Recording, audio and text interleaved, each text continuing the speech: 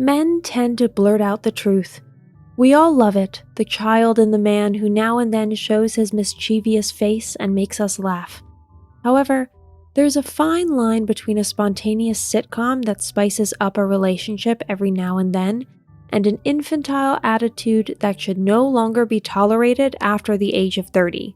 This is especially true if we imagine a common future with our partner and the foundation of a family.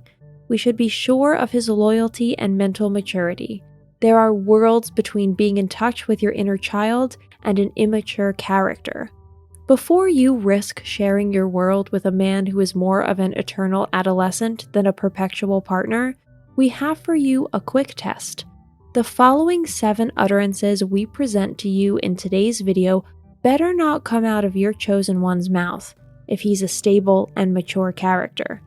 If you like our videos, feel free to support us with a thumbs up, subscribe to Psychology and Mind, activate the little bell, and get ready for the videos we upload for you every day.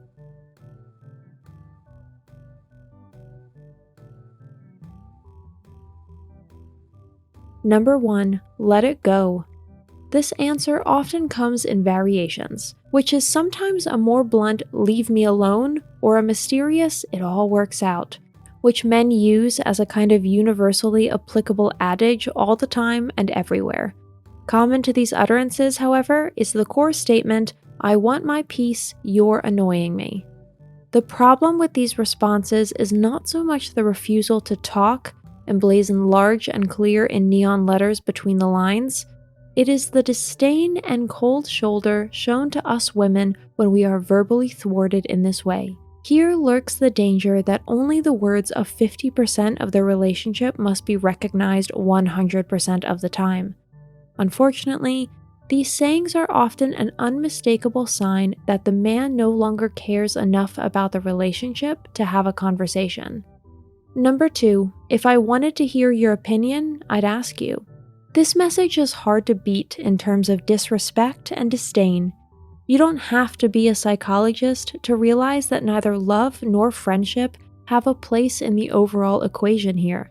The opinion of the other is not only unwanted, it also seems to mean nothing. As a partner, you should only have to put up with such an exchange once, and then you're gone. There is not much room for interpretation in such a saying. In addition to the coldness of this statement, there is also not a small potential for aggression in it. In short, this is not even the way to put a dog in its place nowadays. If the man is as immature as this message suggests, the most you can do is help him pack, which he is pretty sure he can't do, never mind lead an adult relationship. Number 3, I can't help it. How old are we again? We should have finished with this sentence in the sandbox. Of course, it's always the other's fault, and they themselves are completely free of error. Taking responsibility is clearly different. Whether it's a minor mishap or a major mishap, real men stand by their actions, even if they don't find success. If you can't get this adult life right, you shouldn't be in a relationship at all. Living with other people always means taking responsibility in a certain way. Anyone who is older than 25 should therefore outgrow the petulant child sooner rather than later. Number 4, it's your fault. This would be the intensified form of the just mentioned point, and also comes from the good old days in the sandbox. It's not only childish and immature to always blame others, a life with such a person also has zero development potential. You can literally imagine in your mind how this man blames future joint children every time his tower of whatever just won't stay standing. Number 5, if you say so. This line is a polite paraphrase of "I don't care." There may not yet be complete wariness going on here in terms of relationship work, but it doesn't exactly show appreciation for one another. If it's sometimes really exhausting to follow the mental leaps their partners make, men could still use dignified silence as an alternative. Ridiculing the partner and her concerns is not the way. Number 6. So, more drama today? This also suggests that we are not being taken completely seriously for who we are.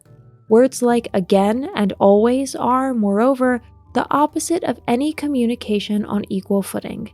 They generalize very intensely where one should actually see subtleties and differentiate in a conversation. If men think we women are exaggerating, we have obviously hit a sore spot. In relationships, we have a kind of sixth sense that lets us sense danger when it is imminent. Being labeled a drama queen is only meant to distract us from this mission and sow self-doubt. At least, that's what most men do with it.